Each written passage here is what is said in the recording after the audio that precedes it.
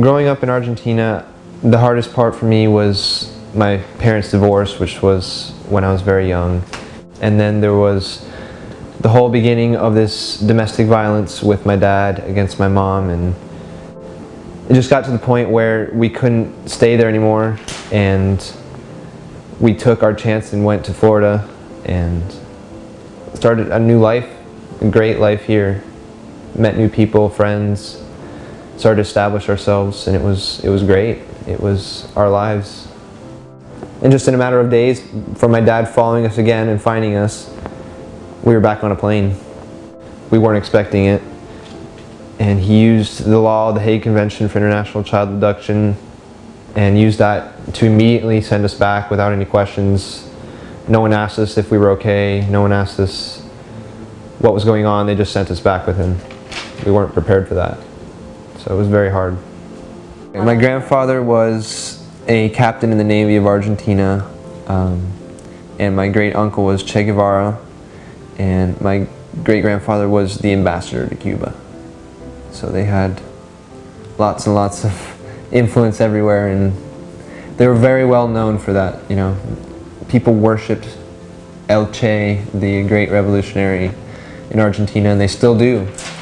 And so if people knew that about our family, they would, you know, be amazed. You know, such a great family, he was such a great man, and so much influence there.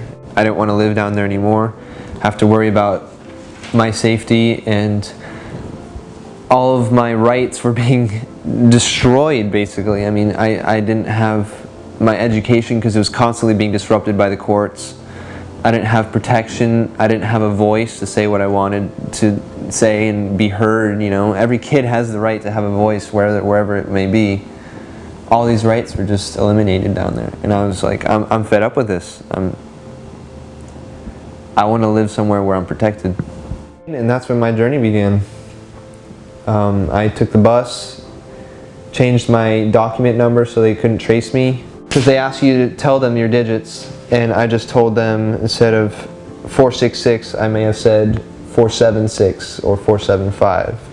I bought a ticket, and I took a 24-hour bus ride up north into the desert.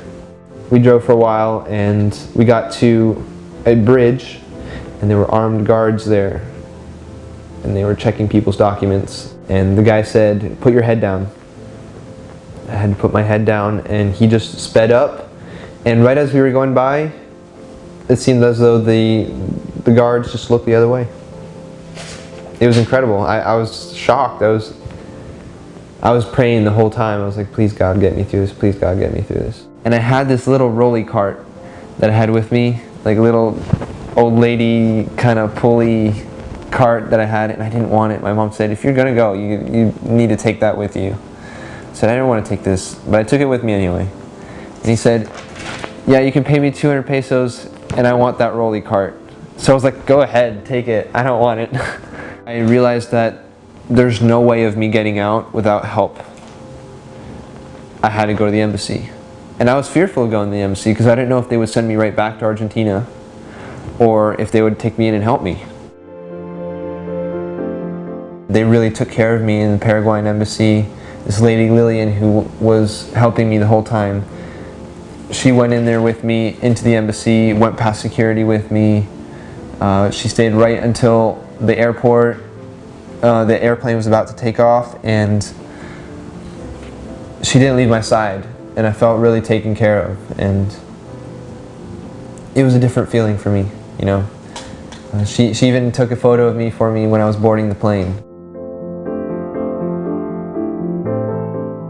I had to go through several steps in Bolivia with immigration, and each one I passed, I was worried that I would not get through it, but I prayed before it, and one was that I just asked them where the bathroom was, and instead of looking at my papers, they would let me go to the bathroom.